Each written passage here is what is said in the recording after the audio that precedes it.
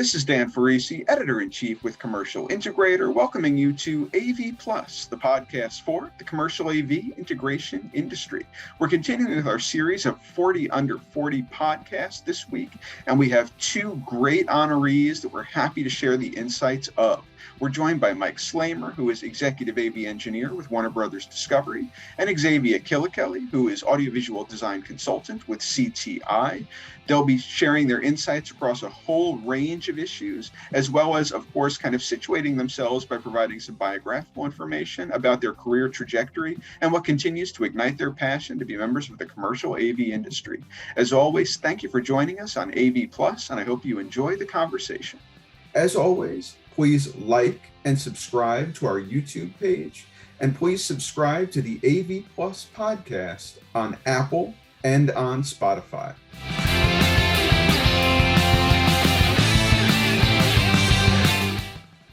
So happy to be joined today by you, Mike, you, Xzavia, members of the 40 Under 40 class of 2022. It's a real delight to be featuring all of you on our AV Plus podcast series. And I want to thank you for being here this morning, and thank you for all the contributions you've made to the commercial AV industry that have warranted your inclusion on the 40 Under 40 list. Thank you so much for having us, Dan. Thank you for having us. I appreciate it, Dan. So I think most of our AV Plus podcast audience has seen the series that we've been doing over these last several weeks. And we always start with giving people a little bit of background about the individual honorees, so we can kind of situate ourselves, know who it is we're listening to, and then we'll move into the more analytical discussion from there. So why don't we start with you, Mike? Mike Slamer, who is Executive AV Engineer with Warner Brothers Discovery. Tell me a little bit about your career trajectory. You could start, if you want, in higher education and then kind of move on to your first foray into commercial AV, what brought you into our circle and what brought you to Warner Brothers Discovery. Sure, thank you. Thank you for that introduction. My name is Mike Slamer, and yes, I am the Executive AV Engineer at Warner Brothers Discovery. And it feels like the career trajectory went from like a gradual incline to all of a sudden a rocket ship over the past couple of years. It's been a ride, it's been fun, it's been enjoyable. With challenges too. I mean, going way back, I had never intended to fall into AV. I went to school for criminal justice. I wanted to be a lawyer. I wanted to be an attorney. I wanted to argue for a living. So that was kind of a surprise when, I wound up getting a job at a warehouse for an audiovisual company, and I knew my way around PA equipment. I knew my way around cabling. I knew how to do an over-under cable wrap. So that was my first entry into professional audiovisual, which was working out of a warehouse, packing the truck, loading the shows, going down paperwork. And then, they said, "Oh, you're pretty good at this. Do you want to come on the road and actually do shows?" And I said, yes. And then got on the road, started doing shows, and did that for a number of years. And if you've ever worked for a pro AV events company, I'm sure a lot of you guys and your listeners know that it's not just one kind of a gig, it's every kind of a gig where you could be sitting in, and I always use this analogy, you could be sitting in a restaurant and there's somebody there giving a presentation. Well, all that stuff that he's using to give a presentation came into that restaurant and got set up and is managed and operated by somebody. And that somebody was me for many, many years. And then, large symposiums and conferences with multiple breakout rooms and trade show floors, setting up and running around and, this client needs an extra PA system in the breakout room. It started there. And then it started to grow. And I got more into integration side of things. UX, UI work is where my design brain kind of went, always kind of interested in that. But more practically speaking, I got into working in finance and wound up working in teleconferencing, Cisco units, the old Tandberg systems, working under TMS servers.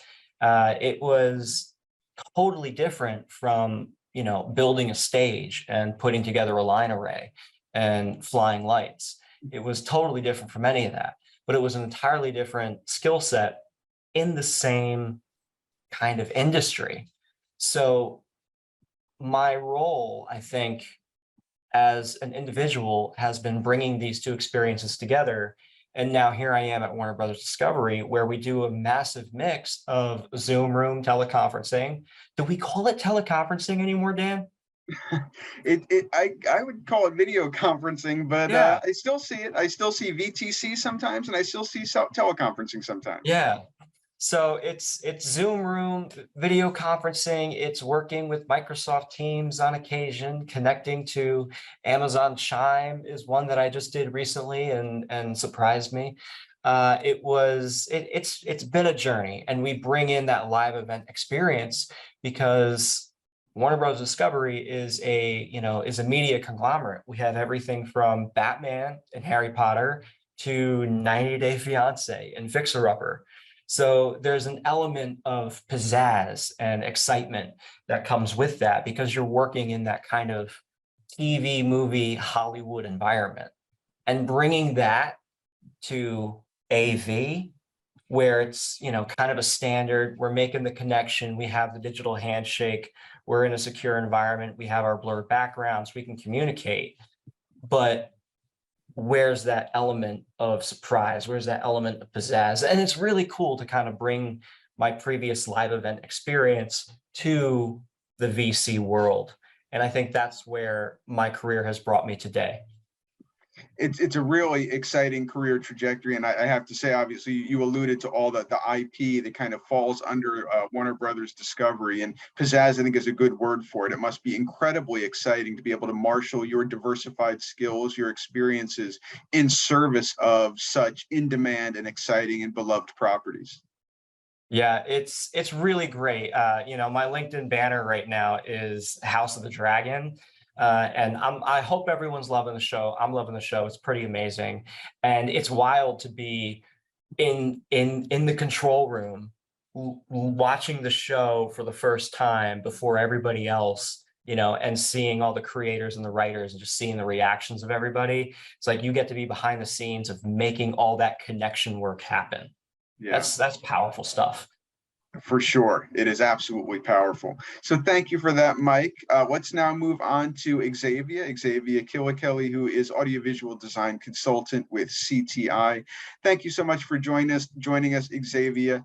I know that, earlier this year in Commercial Integrator, we featured you as a thought leader in Alicia Henley's column, Perfecting Your Craft, focusing in particular on your expertise in the government space, the courtroom space. So tell me a little bit about what has brought you to where you are today, a little bit about your education background, your career trajectory, and why CTI has been such a great home for you and given you an opportunity to shine. Yeah. So I think much like many people in AV, I didn't intend to be here as well. I went to school for business, and at the time when I was in school, I was working for Wells Fargo, and I wanted to be in the banking world. And it was by chance that I ended up falling into audiovisual, and I think it was a bit unconventional in the way that I did that.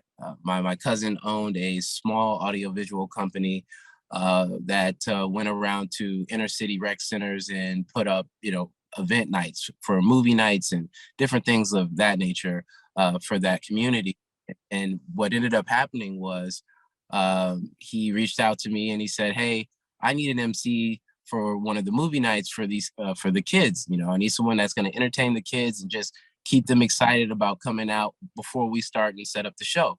And me personally, I love entertaining. I love being out, so I was like, "Yeah, sure, no problem." And I showed up to that event, and it turned out I was more than just the MC. I had to set up and break down the gear for the event, setting up the projectors, setting up the screen, emceeing the event, running the audio. I had never run audio before in my life, and and I ended up doing that for that event that day. And I loved it. I was like, you know what, this is a ton of fun. I loved how the technology helped to bring these individuals together into that space. And so I kept doing it. Every weekend I went out with my cousin and helped him set up those events. And one day I was discovered by a gentleman who worked at PSAV, and he said, "Hey, you're pretty good with this equipment. You're really good with these kids. You should do this in a more professional setting." And at that time, I didn't even know what professional AV was. I had no idea what it was that I was actually doing. And I was just doing it for fun. And it kind of feels that way to this day. I'm still doing a lot of this for fun. But I went in and applied at PSAV as a sales coordinator. And then ended up becoming a sales manager at the Beverly Wilshire Hotel, which is live events. And that world was just so much more than what I could imagine AV to be. And it was so much fun being a part of, award shows, the Golden Globe galas and things of that nature, seeing celebrities and movie stars and being in an environment that, coming from the inner city, I had never been a part of, like in Beverly Hills, with all of these celebrities and stars. So my curiosity from where this gear came from really led me to my next step in my journey, which was distribution. And I ended up at Almo Pro AV on the distribution side, being able to, interact with integrators every day. I was having a lot of fun doing that. I was at Almo Pro AV for about 3.5 years. And, each day was different. Each integrator was different. And I got to really see the world from a different angle, right? I thought that Pro AV was live events. And then I realized Pro AV is everything. There's digital signage. There's applications on submarines, where the government is ordering gear for their, for their ships and things of that nature. I had no idea just how far-reaching Pro AV was. And, I loved it at Almo, and then I loved interacting with integrators. And I said, hey, you know what? That seems like a really cool thing to do, right? To be out in the field and to be out, having these conversations with end users and setting up corporate conference rooms and things of that nature. And that led me to exploring the world of integration. And in 2020, I ended up going to a Scenero, which was an integrator in the DC area. I was still hiring during that time, and so I reached out to Jimmy LaMonaco, and I said, hey, I love AV. I love what you all are doing as an organization. I would love to come in and speak with you, and just kind of talk about what I've done and what I would love to do kind of in this industry. And Jimmy LaMonaco gave me a chance, and I landed at CTI, and it's been an amazing ride with CTI. Just being able to come into integration, not really knowing much about the integration world, and they have done a lot to kind of help me grow and thrive in Houston. And so I've kind of done quite a bit over the years in the AV industry, but I'm glad I am here at CTI now, and I'm glad I'm in the integration side of the business. Well, thank you so much, Xzavia, for that background as well. Obviously, both Mike and you have had very kind of diversified backgrounds, diversified skill sets, and that obviously, I think, has helped enable both of you to be so successful in the commercial AV industry that, as I've said to everyone on these podcasts, that your peers, colleagues, maybe even competitors reached out to Commercial Integrator and said, these people deserve recognition. One of the nice things about the 40 Under 40 is that you can't nominate yourself. You have to be nominated by others. So the fact that you've earned that esteem is really a testament to both of you. So since we've now situated ourselves, we understand a little bit about the paths you've respectively followed. Let's get to kind of the more analytical part of the podcast, which is usually the back half. The first thing I want to ask is, and I don't want this to be all about, how great the 40 Under 40 is, what I want to know is, from your perspective, is there value in honoring young professionals as such? I know, Mike, you're very active on the AV Tweeps community. There are certainly people who say, is it ageist to focus on younger people? Is it exclusionary? Do you think that there is real objective value in saying people who are of a certain generation, younger generation, the young up-and-comers, they're making big contributions and we want to celebrate that? Yeah, that kind of conversation, when it came about, kind of surprised me a little bit, because I know many people in the audiovisual industry, present company included, we all kind of agree that, there needs to be a growth element. There needs to be a hiring element. There needs to be some kind of way where we can bring in new people into the fold.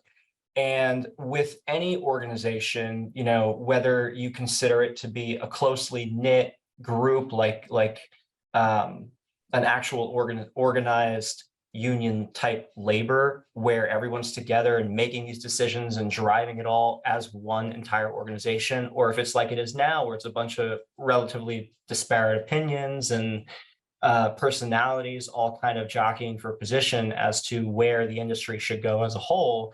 I think a 40 under 40 highlights that, yes, there are good people who are up and coming, who are leading the charge for the next generation, who are bringing in these new ideas. As engineers, I do think that sometimes we get stuck in the meld of, if it works, don't change it. When the reality is that things need to change, they need to evolve. And 40 under 40 highlights the people who can see that evolution coming, who is looking for that evolution, and who is actively trying to engage with that. And the methodology may be different depending on who it is and what the specific idea is. But I think a 40 under 40 is a great thing. How could it not be? And to see my name, to know that someone thought that, hey, Mike's got his stuff together, I would like to nominate him. He's doing good work. That makes me feel good because, hey, we don't do this stuff in a vacuum. Yeah, we do it because we have to go to work. We have to make money. We got to put food on the table, but we also want to feel valued. We also want to feel like we belong.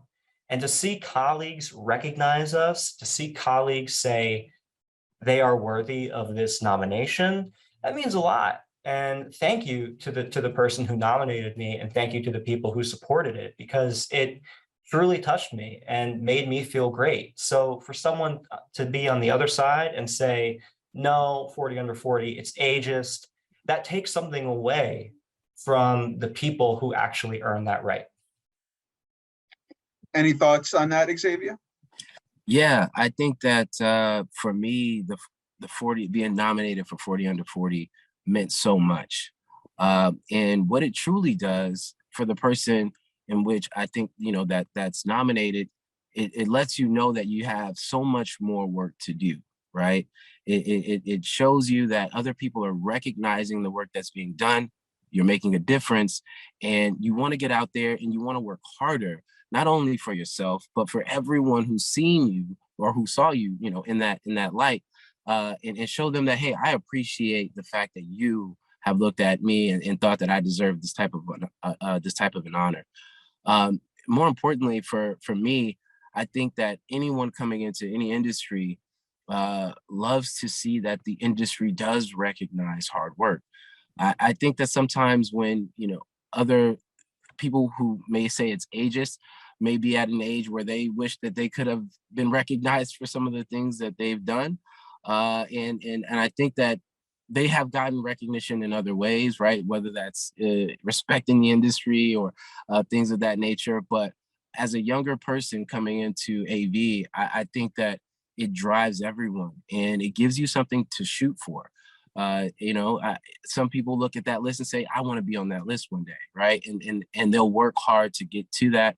And for me, representation matters. The list is so diverse. It shows everyone that everyone in this industry can be recognized for their hard work. I don't know if anything is more inspiring than to be recognized on a grand stage like that. And obviously it shows in your work. It shows in how people perceive you. And it just makes you want to be a better all-around person, and then now reach out to others, younger individuals, and say, hey, this is what you can do as well, and this is how I've done it. Even having a podcast where we get to talk about our experiences, right? This shows people that we are real people, and we're really thankful for being on that list. And I think it's something that should continue in many ways. And I appreciate the fact that I was recognized and that others thought that, I should be on that list. So yeah, I think it's great, and I think it should continue. Well, I mean, honestly, CI is appreciative to you, the honorees, because anytime someone might have said something about, whether we should do something like the 40 under 40, I could look at that list of people and say, these are recognized superstars in the industry, recognized high performers, people who have earned the esteem and the respect of their colleagues. And, I'll put that list of 40 up against anybody. I think it justifies the entire initiative. But I appreciate your perspectives about the value of it. The other thing I wanted to bring up is, obviously both of you, as I say, have had diversified backgrounds. You, Mike, saying you had started out with the idea of maybe criminal justice, you, Xzavia, talking about business, things of that nature. Do you feel like we need to have a more intentional path for people to enter commercial AV? And if so, what potentially are the stepping stones on that path? Is it association activity? Is it education curriculum? Is it internship programs? Or do you feel like it actually isn't that important to have an intentional path? And if people find their way into our industry, perhaps in a backhanded way, at least they're here, and that's what matters. I mean, I can speak on that just a bit. As a member of the NSCA and the DEI Action Council, these are conversations that we have. In one part, I strongly believe that an intentional path as far as curriculum and maybe in junior colleges or universities where they start to talk about the technologies industry as a whole, I think that would be extremely helpful. But when you really look at how most individuals fall into AV, it's either through a love of music or a love of engineering, and it kind of makes sense to come into the industry in that way. But I feel it's more about industry awareness, just being the industry being out there more, doing things like the 40 under 40 and being at events and kind of showcasing the industry in places where the industry normally does not showcase. Or I think that would be impactful, and in some way it would help with that curriculum conversation. Because if you want to approach a school or or anyone with the idea of bringing AV or technologies, communications curriculum into their organization, I think they would love to see that the community is active in that way. And then that's just my opinion, of course. But I think that thinking outside of the box with how we recruit, and then also being more active as an industry and exposing the industry to individuals a lot more will help with the curriculum conversation. But I do think that having a curriculum will be extremely helpful as well. Mike? I really like what Xavier said about, being more active, like the industry being more public and kind of out there and being more aware and building awareness. Does that mean it falls on AVIXA as the industry trade organization? Is it a third party? Is it Commercial Integrator and other publications? How do you make people more aware that this industry is here and what does it actually do? One of my colleagues kind of fell into the industry because he loves cameras. So he loved, cameras growing up, film, moving into digital. He's got hundreds of cameras all around, and he's got every kind of lens. And now he knows how to connect any webcam to any computer. And that's just one way that he kind of fell into it, loving technology. There's something here for everybody.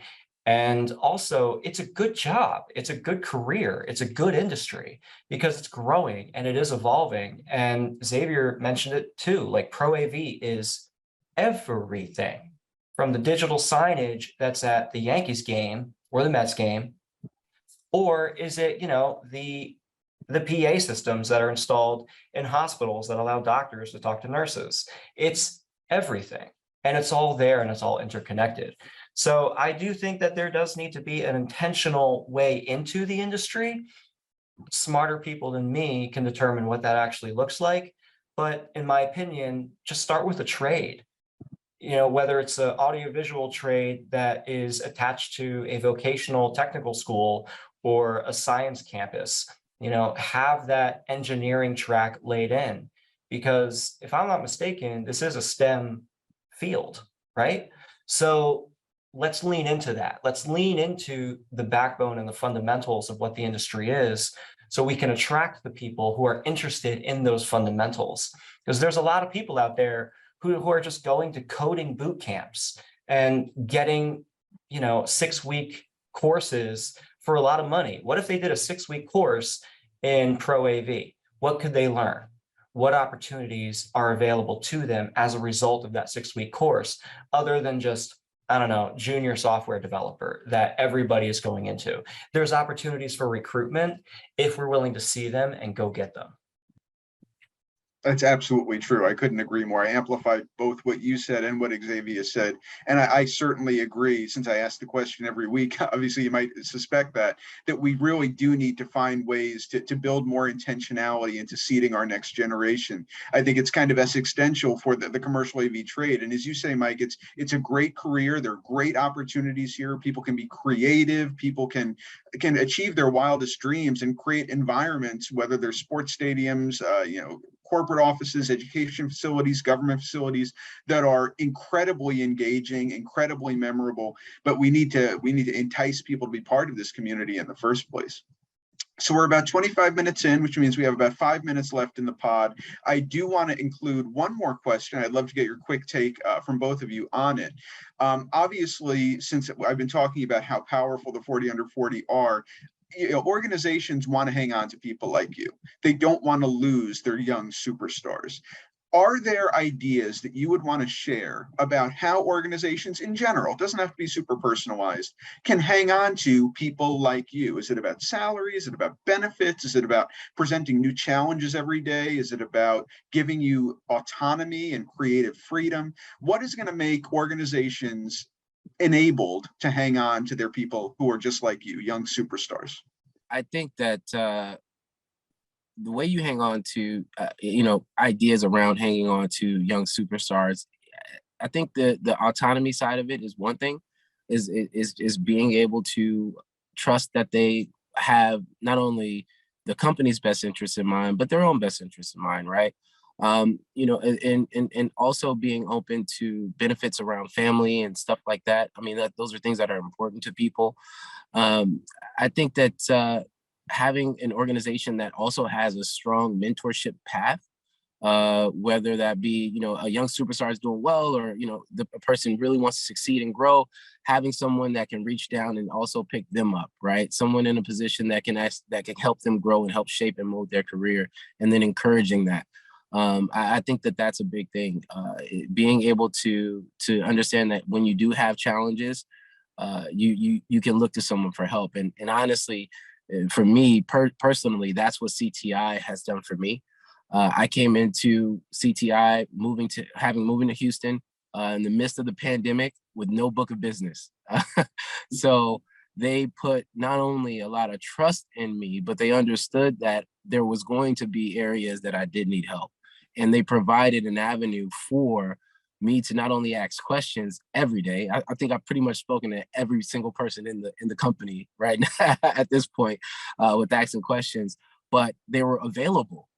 People were available for me to ask those questions and to find my niche, or to find where I was comfortable. And that made the biggest difference. And it made me happy. And I was comfortable with knowing that no matter what project was thrown my way, there was going to be someone that I could call and they would help me out. And that is what will keep me, at CTI. But I think that would help, any young person who's trying to make it, who has the hunger, but just needs help trying to figure out, hey, all right, well, how can I eat? That's what was important to me. And I think that's a great way to hang on to people at an organization. When you recognize they have the talent, put some people around them to help them grow. Love your closing thoughts as well, Mike.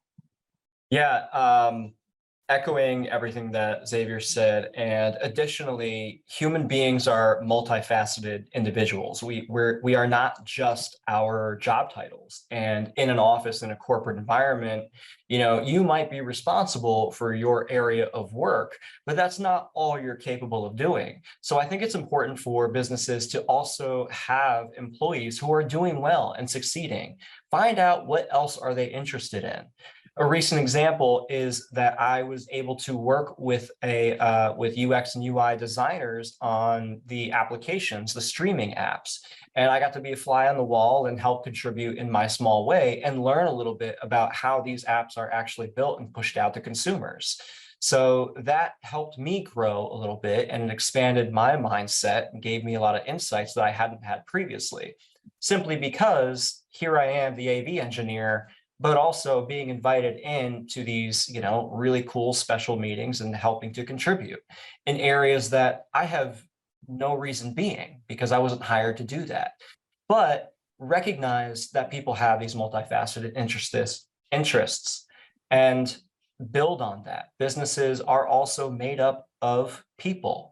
Work on your people, bring them together, and see what they create. I think that goes a long way to helping retain great talent, because that great talent will recognize the opportunities that are being given to them. Well, to quote you, Mike, about expanding mindsets and gaining insights, I feel like my mind was expanded. I really gained insights from this conversation. I appreciate both of you being here. Thank you for being part of the AV Plus podcast. Congratulations once again on being named to the 40 under 40 list class of 2022. Very well deserved, and I appreciate you sharing so willingly of your perspective and your insights with our audience. Thank you so much, and congratulations, Xavier. Thank you. Congratulations to you as well. And Dan, as always, absolute pleasure. Thank you for having me, man. It's been amazing.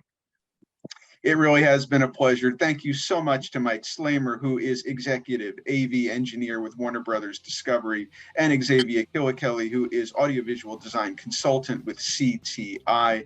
My name is Dan Ferrisi, Editor-in-Chief with Commercial Integrator. Thanking you for joining us on this week's edition of AV Plus. Please continue to tune in to AV Plus each and every Friday, where we will be continuing our list of 40 under 40 honorees with this podcast series. And always go to commercialintegrator.com for our latest offerings, both podcasts, video interviews, as well as, of course, our daily reporting and news updates. Thank you once again for tuning in. Have a great rest of the day.